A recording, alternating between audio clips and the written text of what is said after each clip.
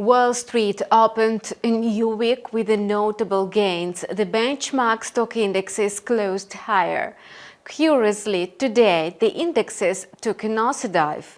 The reason behind the sharp reversal in market sentiment is macroeconomic data, which confirmed robust domestic demand. In turn, strong consumption suggests that the US Fed could revise its agenda. For a start, let's sum up the results of yesterday's trade. The New York session was successful as the stock indexes closed in the green. The S&P 500 closed higher at 4,373 points. Futures on the stock indexes traded quietly in the New York pre-market today. They turned sharply down following US macroeconomic data to ensure a confident growth. The S&P 500 has to settle above 4,382 points. Then the door will be open to higher levels at 4,405 points and 4,427. In a case investors express risk aversion, and the index could decline below support at 4,357 points. Its breakout will help the sellers to push the index to downward targets at 4,332 and 4,340.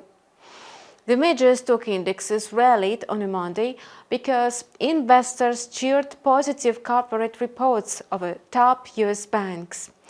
Besides, shares of the transport sector and the companies with a small market value jumped.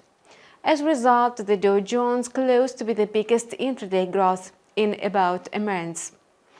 The economic calendar was empty yesterday. The New York Manufacturing Index entered negative territory again.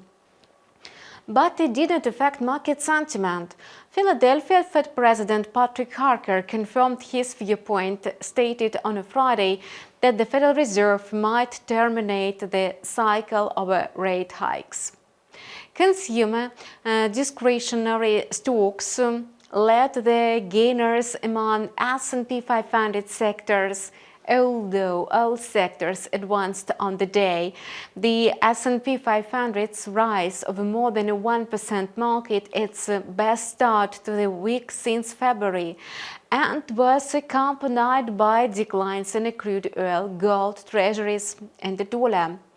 On Tuesday, US stock index futures turned lower after data showed stronger than expected growth in retail sales. The Commerce Department reported that retail sales climbed by 0.7% in September, a downtick from the 0.8% growth in August. The reading surpassed the expected 0.3% increase, and the data still proves a steady consumer spending despite high prices and borrowing costs. Nevertheless, consumers are worried about further prospects.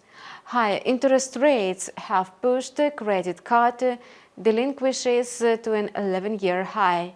Consumers are increasingly relying on credit cards to pay for shopping. Oddly, the market decided to ignore this fact today.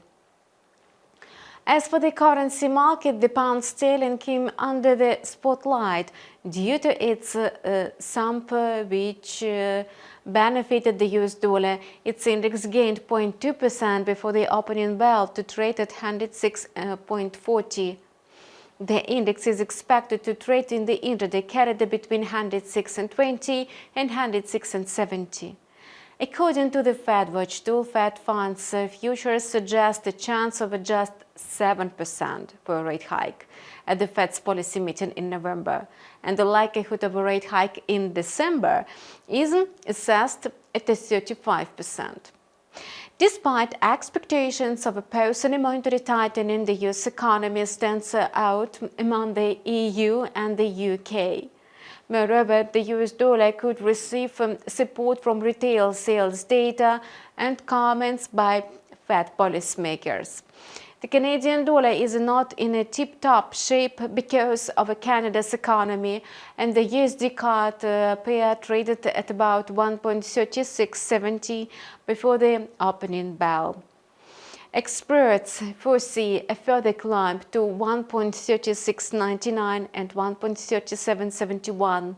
The annual inflation rate in Canada eased its increase to 3.8% in September from 4% in August, and the score defied the consensus as analysts had projected a flat reading of the annual CPI. The fresh data reinforced expectations that the central bank would not raise interest rates in October. Such prospects enabled the loonie's fall by 0.6%. Later on, the Canadian dollar regained its footing. Earlier this week, the Bank of Canada released a survey on business prospects. The document revealed a notable recovery in the economy, and perhaps the Bank of Canada will be pleased about the 2 rate hikes announced in June and July. Meanwhile, the crypto market is trading in sync with the most risky assets. That's in the red.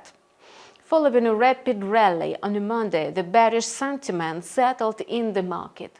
Bitcoin traded at around 28,300 in the New York pre-market.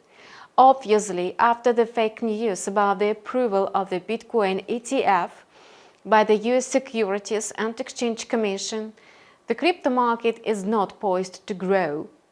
As for the intraday outlook for Bitcoin, it's likely to make efforts to hold above $28,000. And the token is expected to trade between 28,000 and 28,400. If the price goes beyond the borders, it could either decline to 27,000 or rise to 28,700. We hope that our market reviews help you make well-rounded trading decisions. Good luck in your trading and see you online tomorrow.